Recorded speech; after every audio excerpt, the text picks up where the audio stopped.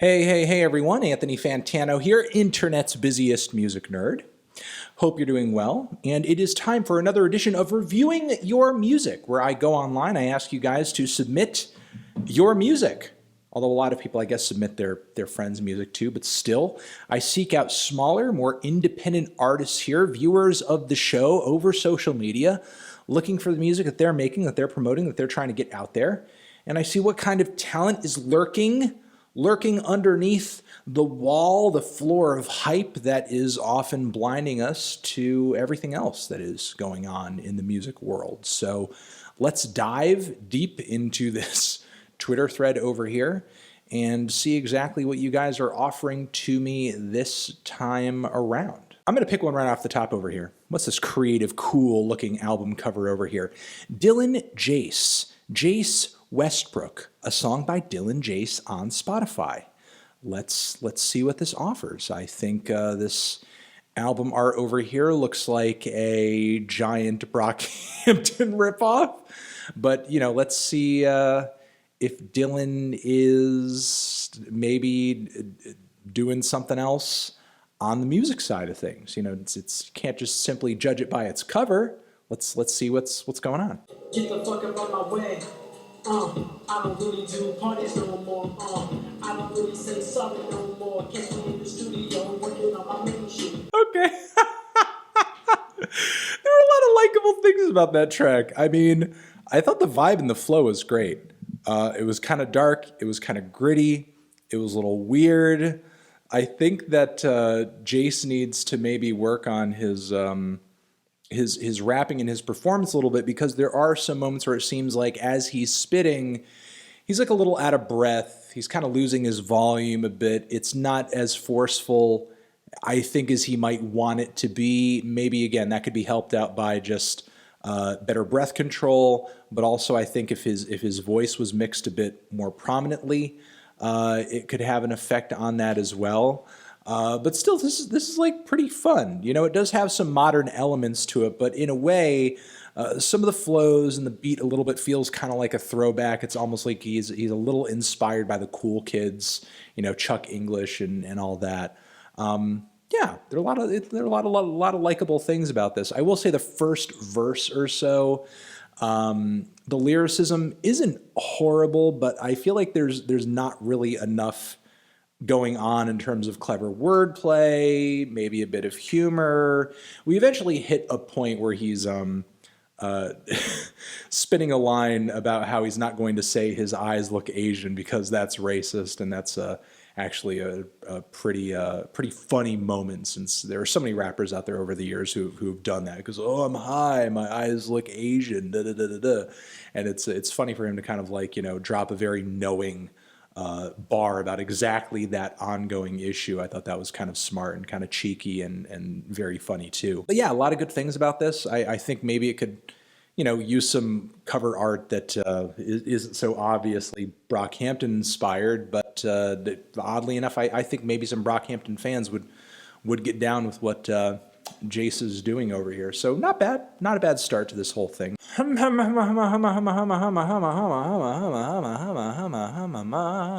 Let's see.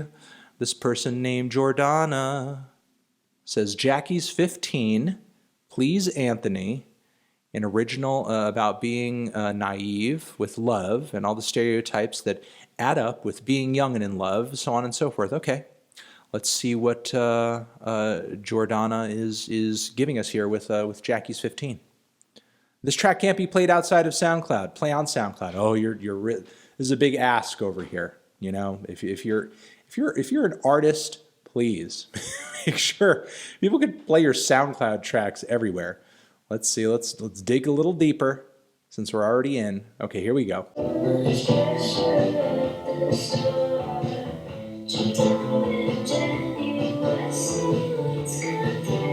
Okay, this one's not bad. I mean, I'm actually kind of surprised this landed in the list over here. We have 20K streams on this track. It's about a year old. I mean, this song has has more streams on it than some bands that I've seen that are actually signed to labels. So you're already kind of doing better than some of them in that regard. It's a pretty sweet, lovely, dreamy piece of bedroom pop, certainly on the level of like Claro. in terms of talent and sound quality and songwriting quality level. Maybe the vocals are a little dodgy and kind of obscured, more obscured than I would like to hear personally, but the lyrics seem sweet, if not, like a little melancholy and heartbroken and all of that. The drums and guitar bits seem kind of simple, but maybe if you're a hardcore Mac DeMarco fan, you'll enjoy that very low-key simplicity. If you're a Real Estate fan, you might enjoy some of that low-key simplicity. Not sure what else to add. It's not really blowing me away or standing out, in my opinion, in terms of that vibe, that aesthetic, that trend in indie music and homespun music at the moment. But what I can say, if that's what you're crazy about, this is at least as good as 70% of what is like being thrust up there by indie blogs and music blogs and, curators of playlists. So at least with whatever means Jordana is currently pulling her music together, she's getting good results. So I guess just keep it up. This one's not bad. I'm digging it. It's sweet and sounds just as good as a lot of what else is out there right now in this vein. Let's keep going. Catholic Werewolves, Tom Hanks. I feel like the one problem we may run into with this track is that given the band name, given the project name, given the song title, it may just not be ridiculous enough. But I suppose we will see. Catholic Werewolves, Tom Hanks, song on Spotify. Let's give it a try. You're Gonna Miss Everything Cool and Die Angry is the title of this record. And that is actually a deeply held fear of mine. So let's see if I'm forced to face it on this track.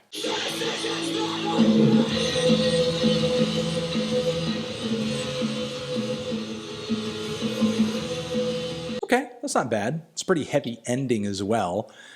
Cross-section of influences on this thing, I would say there's definitely some lo-fi, definitely some pop punk, definitely some hardcore going on. The Waves fans, the Jeff Rosenstock fans, I think will get the most out of this track. Some nice social satire coming through on some of the lyrics that I could make out. I would comment on the mixing being a little subpar, especially toward the beginning, where that rhythm guitar needs to be pulled back. It is drowning everything else out, and its tone is not so pleasurable that it should be as loud as it is. It's a very thin, brittle, searing distortion that is not very nice to the eardrums. However, once the vocals and the drums and everything else just kind of busts in on the main verse of the song, it all kind of bleeds together in a pretty exciting way and sounds decent. I'd say there's actually maybe even a no-age element of the band's sound as well. If you've ever heard the noise rock, the noise pop outfit, No Age, though maybe that's a little unintentional because I attribute a lot of that to the sound bleed and the noisiness and the wall of sound that the band presents here. But I do suspect that some of that can just be chalked up to some subpar mixing that may not be entirely intentional. But still, I do think that fans of those artists and fans of those sounds will definitely appreciate what the band is doing over here. Oh, what is going on here? This looks dark and edgy. Careful Gaze, Hate, Coffin, also attached to what looks like a very dark music video as well. Let's see what exactly we're being delivered here.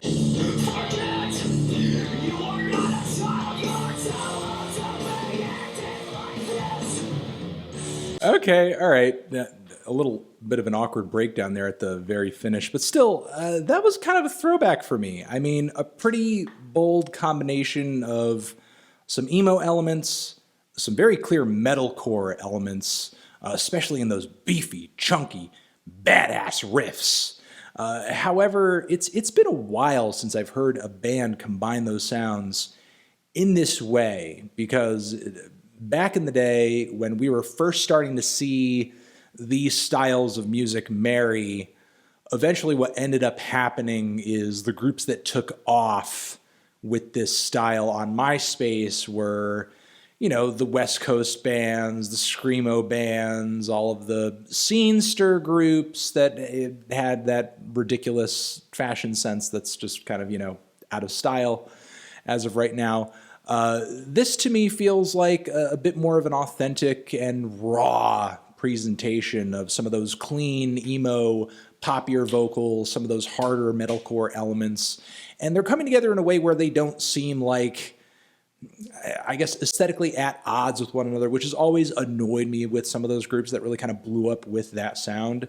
So yeah, I mean, while it's not anything new, at least for me personally, it's at least a better and a more organic version of something that, because of its lack of organicness, has always annoyed me immensely.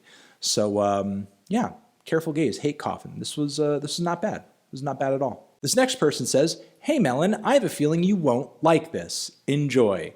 Well, Shred Rogers, I will commend you before I get into this that you have a very clever song title over here, "Angel Dust in Hoffman." I do like that. So let's give this track a try and see if I do not enjoy it at all. Let's see if our friend Rogers here is correct in their prediction.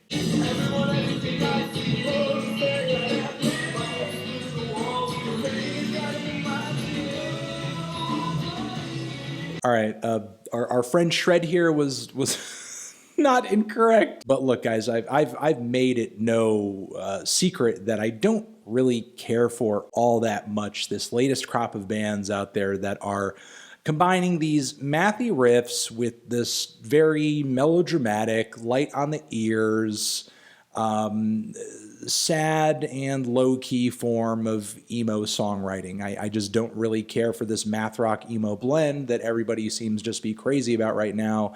Does nothing for me. I think it only results in a more boring version of both musical styles, as by emo standards, the songwriting is bland, the vocals aren't really that gripping, and neither are the narratives coming out of the lyrics. By math rock standards, it's not really as interesting or as dynamic or as experimental or as adventurous as, like, let's say a Hella or something like that, or even a Battles, or even a group that doesn't really wander that far into some of the more, I guess, instrumentally flashy sections of the genre, like Drive Like Jehu or Shellac. Guitar mix on this one seems a little out of whack, as I think it drowns a lot of the vocals out. Don't really care for the various instrumental passage shifts throughout this song too. It's just not really my style. I don't even really see this as being all that standout within what seems like this never-ending trend, this marriage of math rock and emo that I honestly wish would just end in a divorce at this point. I just wish it would end in a divorce. All right, let's see this next track over here. We have Saturday Asumptions delivering to us this track, Phases. I need feedback, guys. Well, you are going to get it.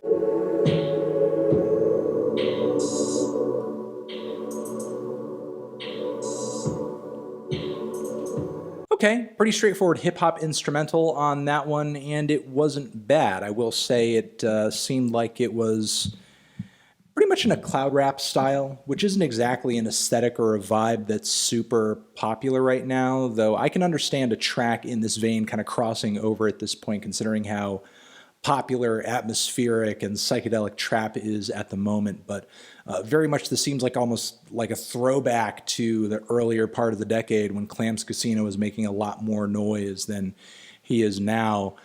Some of the percussive embellishments from the hi-hats and the snare in the second half, where it was clear you were trying to change it up a little bit, came off kind of awkward. I don't know exactly what that is, but I would maybe try to go back to the drawing board with some of these fills you're trying to throw in there, essentially. Liked the synths, liked the atmosphere, liked the overall vibe. Some of the percussion felt a little plain, but the beat that you sequenced here has a solid groove to it, and liked some of the transitions, the compositional transitions you created here in the first leg. So a lot to like about this track. Not the most original of the bunch or anything like that, but it's a pretty solid instrumental. You know, could easily see like little B on top of this one. All right, let's see what this buddy over here is bringing to the table. Daryl Salad. SUMTHM Mo. SUMTHM Mo. Daryl Salad. Let's see if I end up eating you because you're a salad and I'm vegan.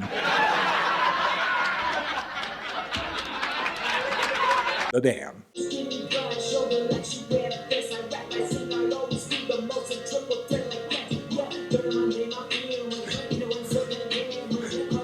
Okay, it's pretty fun. It's pretty fun. I mean, it's very obviously pulling a lot, and an awful lot, from Odd Future, from Brockhampton, but the dude's flow and his sense of humor is pretty good. It's not bad. Again, influences all up and down this dude's sleeves, but he kind of pops out at you a little bit. You know, he's got a personality, he's got a sense of humor, and his flow and his rapping is decent. You know, if there was a bit more of a distinct spark to his performance here, I think it would really kind of send this track over the edge. The instrumental itself is not bad. It bangs pretty hard.